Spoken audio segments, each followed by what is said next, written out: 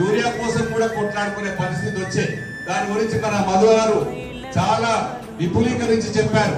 మన రాష్ట్రానికి ఎంత యూరియా అవసరం ఉండే, ఎంత వచ్చింది, ఎంత తెచ్చుకోవాలి, ఇవన్నీ ఉన్నటువంటి అధికారాలు ఉన్నటువంటి కాంగ్రెస్ ప్రభుత్వం ముందు చూపులో ముందు జాగ్రత్తగా తెచ్చుకోవాల్సిన అవసరాన్ని విస్మరించి ఇప్పుడు బాధపడితే ఏమొస్తుంది? మేము కూడా లోక్సభ ఎన్నికల్లో 8 సీట్లు కాంగ్రెస్ కి ఇచ్చి 8 సీట్లు బీజేపీకి వచ్చాయి.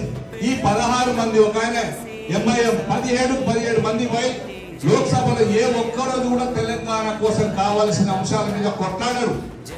మీరు చూడండి లైవ్ లో. ఎందుకంటే వాళ్ళకు ఢిల్లీ పార్టీలు అంటే వీళ్ళు కాకపోతే వాళ్ళు కాకపోతే వీళ్ళు అధికారంలో ఉంటారు కాబట్టి వాళ్ళ మెప్పు కోసం వాళ్ళు చెప్పినట్టు వినడమే వాళ్ళ డ్యూటీ. కాబట్టి తెలంగాణ రాష్ట్రం ఎక్కడ పోయినా వాళ్ళకు బాధ లేదు.